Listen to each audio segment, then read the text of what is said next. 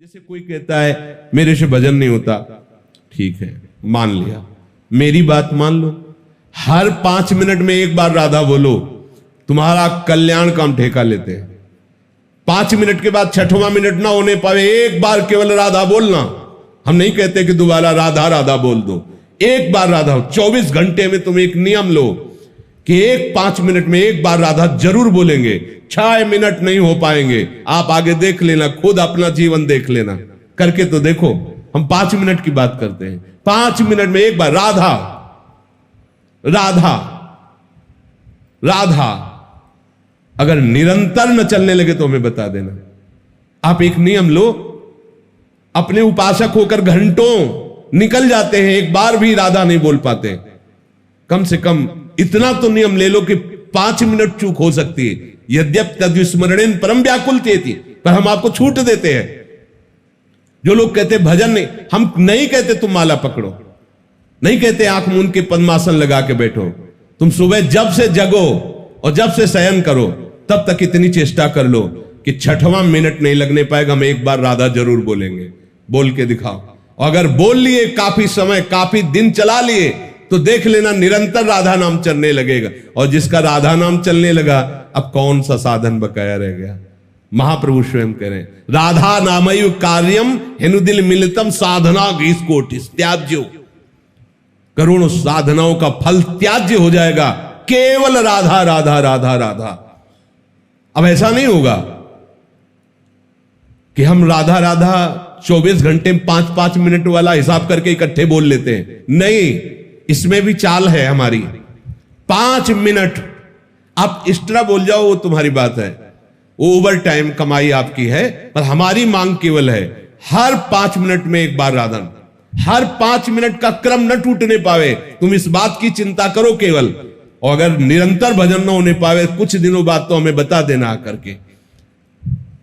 16 माला निश्चिंत हो गया ये बेईमान मन, क्योंकि 16 कर लिए। हम इसे निश्चिंत नहीं होना देना चाहते, हम इसको फंसाना चाहते हैं। नहीं करना हमें 16, हमें हर 5 मिनट में एक बार ही बोलना है, पर बोलना है। अभी देखो फंस जाएगा, अभी फंस जाएगा, क्योंकि बहुत चतुर चालाक ये है, तो गुरुजन इससे ज्यादा चतुर है फंसाने के लिए। नियम ले लो वृंदावन में कि 5 मिनट में एक बार राधा नाम बोले। कोई श्रम, कोई परिश्रम, कोई नहीं निर्वाह कर पाओगे। देख लो आप 5 मिनट में एक बार, अभी फंस जाएगा मन, अभी भक्त बन जाओगे, अभी कर्म बंधनों से मुक्त हो जाओगे।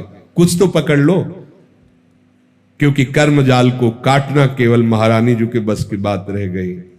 अवगुण करे समुद्र सम, हाँ गलत लप लो जा। अपने पास अब ऐसे कोई उपाय नहीं रह गए जिससे कर्म बंधन से मुक्त हो सके, क्योंकि जो शास्त्र कहता है वो अब हमारे पास सामग्री ही नहीं रह गई, न बुद्धि में, न शरीर में, और न समाज में। इसलिए एक उपाय भी शेष बचा है, प्रियालाल की शरण होकर के निरंतर हम जो भी चेष्टाएं कर रहे हैं वो इनके लिए करें, इनका ही प्रसाद पाए, और इनके होकर एक एक श्वास इनको समर्पित कर दे। वो गति मिलेगी जो आप सोच नहीं सकते। तस्मादशक्तः सततम कार्यम कर्म समाचर, अशक्तो ह्राचरन् कर्म परमाप्नोति पुरुषः। इसलिए तू निरंतर आसक्ति रहित होकर जो प्राप्त कर्तव्य कर्म है भली भांति आचरण कर। बहुत ध्यान देने योग्य बात कर रहे हैं प्रभु। तस्मादशक्तः, कर्तव्य कर्म करने में आसक्ति ही बाधक होती है। शरीर की आसक्ति, भोगों की आसक्ति, शरीर संबंधियों की आसक्ति। जैसे आप संयमी नहीं हैं तो आपकी दिनचर्या ठीक नहीं चल पाएगी। लिख लीजिए, यदि आप संयम से नहीं रहते हैं तो आपकी बराबर दिनचर्या नहीं चल सकती, आपकी दिनचर्या गड़बड़ हो जाएगी। बराबर आपका भजन का भाव नहीं बना रहेगा। जहां आप किसी भी विषय का सेवन करेंगे तो उसका पहला कार्य होता है भजन की तरफ पर्दा कर देना, उत्साह रहित कर देना। अब रहने दो, आज नहीं जाएंगे तो क्या होगा, रोज तो सत्संग सुनते हैं, प्रमाद पैदा कर देना, शरीर में शिथिलता आ जाना, बुद्धि में ऐसी अंधकार में अज्ञान की वृत्ति आ जाना कि जिससे वो गिरता चला जाता है। संयम बहुत आवश्यक है। भगवत प्राप्ति के लिए उपासक को संयम करना अत्यंत आवश्यक है। शरीर में आसक्त रहोगे, भोगों में आसक्त रहोगे, शरीर संबंधियों में आसक्त रहोगे तो अपने कर्तव्य कर्म का पालन नहीं कर सकते। आप गृहस्थ हो तो शास्त्र गुरु आज्ञा के अनुसार सारे बर्ताव करना। तस्माद शक्ता सततम कार्यम कर्म समाचर, भली भांति आचरण करो जैसा आज्ञा किया गया है। कैसे? आसक्ति रहित होकर, न शरीर की परवाह, न किसी सुख की परवाह, न विश्राम की परवाह। वो रीझ जाएंगे, बहुत कृपालु हैं। ऐसा नहीं कि कोई विशेष कर्म, जो भी आपके अनुसार प्राप्त कर्म के लिए बात कर रहे हैं, जो आपको प्राप्त कर्म हुआ है उसको आप भली भांति, यदि आसक्ति त्याग कर करेंगे तो लाभ परम प्राप्त हो जाएगा। केवल राम जी जिनका नाम कुबा हुआ, वो कुबड़ा उनके प्रकट हो गया था, गरीब घर में थे और मजदूरी करके पेट पालन करते थे, पर बड़ा भाग्य संतों का समागम करते थे। सत्संग बहुत बड़ा अमृत है। सत्संग से जैसा लाभ मिलता है वैसा, सही पूछो तो सत्संग से ही लाभ मिलता है। किसी की भी मति गति कीर्ति विभूति जो भी बना है साधु संग से ही बना है। सत्संग में उनको सुनने को मिला कि गृहस्थ में सबसे बड़ा धर्म है आए हुए संत महात्माओं की सेवा करना, अतिथि पूजा। सत्संग में सुनने को मिला कि कोई भी कार्य यदि नाम जप करते हुए किया जाए तो महान तप हो जाता है, वो महान फल देने वाला बन जाता है। अब उनके यहां स्वाभाविक मजदूरी से आता था अन्नादि, तो कोई ऐसा ऐश्वर्य भोग तो था नहीं कि लोग प्रभावित होकर आए। तो पहले जहां संत मिलते उनको प्रणाम करके दैन्य भाव से कुटिया लाते। धीरे धीरे संतों को पता चला कि तो बहुत श्रद्धावान घर में श्री ठाकुर जी विराजमान है और बहुत ही गरीबी। देखो, भगवत प्राप्ति के लिए धन नहीं चाहिए, भगवत प्राप्ति के लिए भाव चाहिए। भाव, ये नहीं कि धन नहीं होगा तो भाव नहीं बनेगा, ये नहीं कि अमुक वस्तु हो तो ही भाव बने। अमुक वस्तु है, भाव नहीं तो बात नहीं बनेगी। भाव है, अमुक वस्तु नहीं तो बात बन जाएगी। अब संतों का स्वभाव होता है जब कभी चर्चा करेंगे तो भक्त भागवत की चर्चा करेंगे, तो केवल राम जी की चर्चा करते कि अमुक जगह वो हैं पर बहुत ही साधारण जीवन है, पर असाधारण संतों के प्रति श्रद्धा है। तो कोई कोई उनके भाव का लाभ लेने के लिए संत जन आते। तो एक दिन एक मंडली संतों की आई। अब अर्थव्यवस्था थी नहीं। तस्माद शक्ता सततम कार्यम कर्म समाचर, प्राप्त जो कर्तव्य कर्म आया है अनासक्त होकर उसको करे। शरीर की आसक्ति, प्राणों की आसक्ति त्याग करके करे। इसीलिए तस्माद शक्ता। सेठ महाजनों के पास गए कि आज हमारे अहोभाग्य संत मंडली पधारी, पर हमारे पास ऐसा कुछ है नहीं। मजदूरी करके पेट पालन करता हूं, उसमें जो होता है संत सेवा करता हूं। आज तो ऐसा भी सौभाग्य नहीं कि संतों को प्रसाद पवा सकूं। आज उधार दे दीजिए, आप जो कार्य कहेंगे वो कार्य हम कर देंगे, मजदूर तो हम है ही ना। अच्छा घी, रवा, चीनी, आटा, दाल, चावल ये सब चाहिए था। उनकी बाह्य स्थिति देख करके नहीं नहीं, पैसे हो तो बात करो, नहीं हमें कोई काम नहीं करवाना तुमसे। एक बहुत ही चतुर स्वभाव के वैश्य परिवार के थे। उन्होंने देखा कि ये तो अत्यंत आवश्यक इसके लिए है, अब इसे जो कहेंगे वो कार्य कर देगा। तो उनका कुआं खोदना है, हमें पानी की आवश्यकता है। तो आप अगर कुआं पानी तक खोद देंगे तो आप जो चाहेंगे वो हमसे आप भोजन सामग्री ले लीजिए। कुआं खोदना कितना कठिन, केवल भोजन सामग्री के लिए। वो समझ रहे थे इनको अत्यंत आवश्यक है। उन्होंने कहा हम दोनों पति पत्नी मिलकर के आपका कुआं उतना तक खोदेंगे जहां तक पानी न मिल जाए। आप हमारे संत आए हुए हैं, उनके लिए भोजन सामग्री दे दी। प्राप्त कर्तव्य कर्म। कुआं खोदना बहुत कठिन बात थी, क्योंकि थोड़ा खोदना नहीं होता है, 60-70 हाथ जितना नीचे, जब तक पानी नहीं मिलेगा। और उसमें और लोगों की भी आवश्यकता होती, नीचे उतर पर वो दो ही पति पत्नी। उसने जितना चाहिए था वो घी और आटा दाल सब दे दिया। जाके संतों को बवाया। 1-2 दिन खूब नाम कीर्तन भगवत कथा वार्ता हुई। जब संत पधारे तो फावड़ा उठाया, तसला उठाया, अपनी पत्नी से कहा हमने वचन दिया है अब हम वो कुआं खोदेंगे।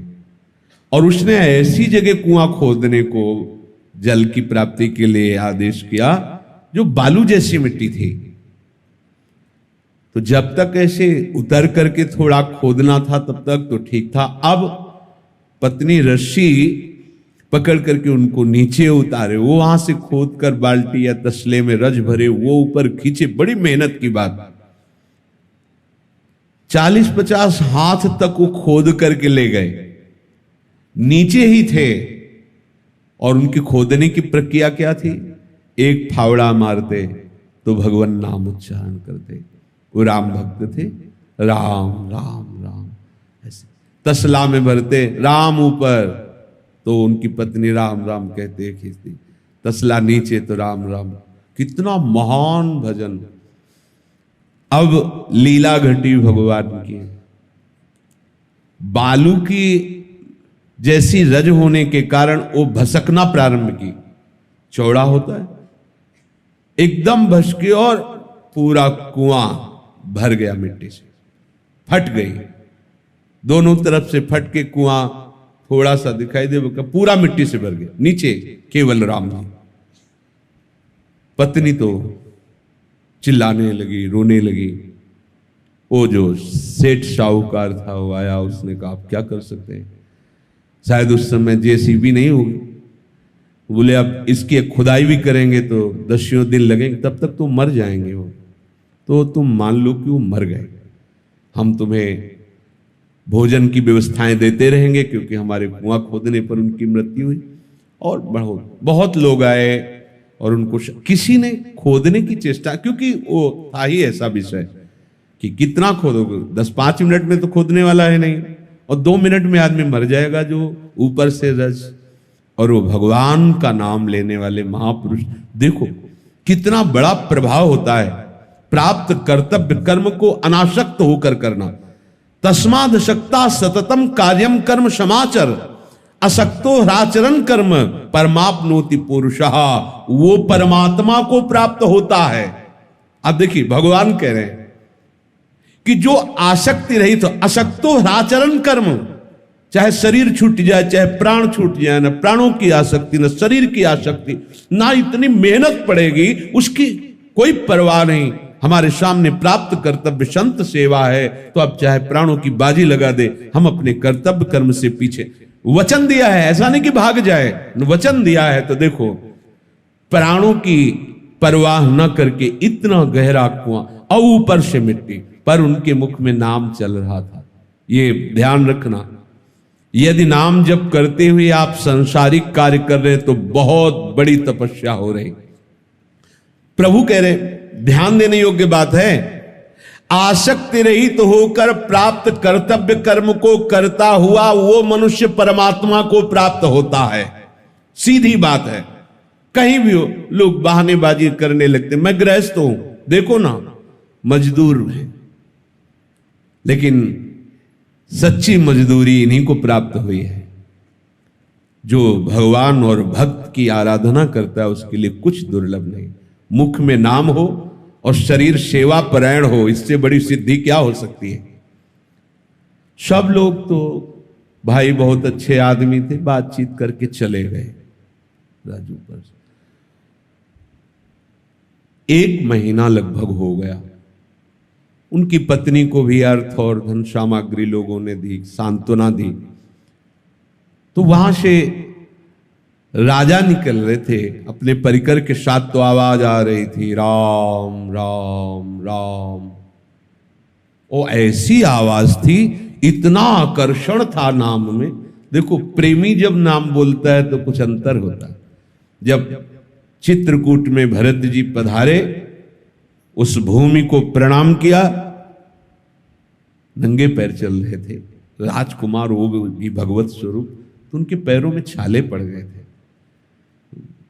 प्रार्थना की गई कि आप थोड़ी देर घोड़े पे या सवारी पे, पालकी पे बैठ जाइए। हाँ, मेरे प्रभु यहां नंगे पैर चले हैं और मैं यहां सवारी पे सिर भर जाऊं उचित तस मोरा, सब ते सेवक धर्म, मुझे तो चाहिए कि मैं यहां सर के बल चलूं।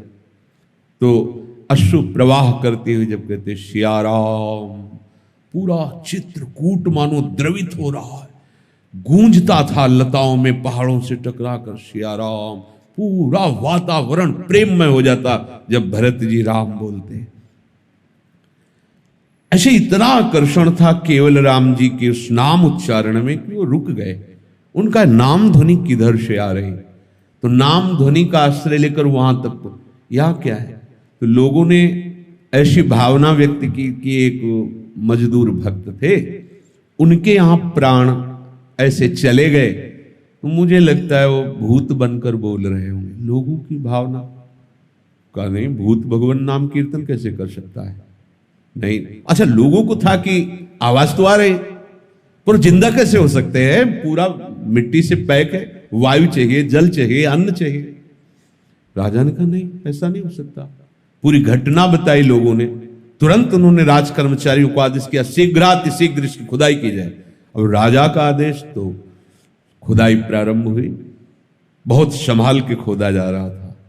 खुदाई करते हुए जैसे जैसे खुदाई होती जाती वैसे वैसे स्पष्ट नाम ध्वनि सुनाई देती, राम राम राम। इतना मीठा नाम, इतना अमृतमय, उनको वो तो आनंद मगन हो रहे। जितने लोग, बड़ा आश्चर्य कि नाम ध्वनि आ रही, क्या होगा नीचे, कैसे होंगे केवल राम। ऊपर की जब बालू जैसी रज हटी तो उसके ऊपर निकली एकदम चट्टान, मजबूत चिकनी मिट्टी, और वो ऐसे जैसे छत पड़ गई हो। 10 हाथ नीचे एकदम मकान जैसा, ऊपर चिकनी मिट्टी, कर तुम अकर तुम अन्यथा कर तुम, सर्व समर्था सा ईश्वरा। ऊपर चिकनी मिट्टी जैसे छत पड़ गई हो, उसके ऊपर बालू की मिट्टी, वो शाम निकाली गई। जे ही चिकनी मिट्टी का परत तोड़ा तो देखा ऐसे बैठे हुए थे झुके, और नाम ध्वनि, आंख मूंदे हुए नाम चल रहा। उनके पास शीतल जल की झारी और सुंदर सुंदर बलवर्धक रस, जैसे अंगूर का रस, सेव का रस, सुंदर सुंदर भोजन सामग्री व्यवस्थित। जिसने वायु को पैदा किया है वो समर्थ स्वामी, कहां से वायु दे रहा है उसको कौन जान सकता है? वो तो वायु का भी पिता है। जो जीवन दान देने वाली वायु है उसका भी वो जीवन है जिसका वो नाम जप कर रहे हैं। सब आश्चर्य, इतनी सुगंध, इतनी सुंदर व्यवस्था नीचे। बस केवल झुके झुके 1 महीना लगभग हो गए थे, तो ऐसे कुबड़ा निकला वो, और उनकी शोभा का कार्य बना। उनको कुबा जी कहा गया, कुबा केवल राम जी। अब तो राजा जब प्रभावित हो गया तो फिर, और जब महाराजा प्रभावित, ठाकुर जी तो, और अब तो अन्न धन वस्तु भेंट, लोग दर्शन के लिए उनके आते, उनकी महिमा प्रकाशित हो गई। भगवान के वचन है, तस्माद शक्ता सततम कार्यम कर्म समाचर। कोई भी कर्म बड़ा छोटा नहीं होता, ध्यान रखना। उद्देश्य बड़ा छोटा होता है। उद्देश्य यदि आपका सांसारिक सुख है, मान है, प्रतिष्ठा है, तो चाहे जितना बड़ा कार्य हो, परिणाम में वो बंधन कारक ही है। और उद्देश्य सही है आपका, उद्देश्य सही किसे कहते हैं? भगवत प्रसन्नता, भगवत प्रीत्यर्थ, जन सुखार्थ, लोक कल्याणार्थ, यदि ऐसा उद्देश्य और नाम चल रहा है, दो बातें जीवन में ध्यान रखनी, प्राप्त कर्तव्य कर्म का कभी त्याग नहीं करना और नाम के बिना एक मिनट नहीं रहना। कोई भी कार्य आपको प्राप्त हो जाए वो भगवत प्राप्ति करा देगा, कोई भी, ये तो सिद्ध बात है। कोई भी छोटा सा छोटा कार्य भी आपको भगवत प्राप्ति करा देगा। निष्काम कर्म में बड़ी सामर्थ्य है, पर वो भगवत प्रीत्यर्थ हो और नाम जब चल रहा हो।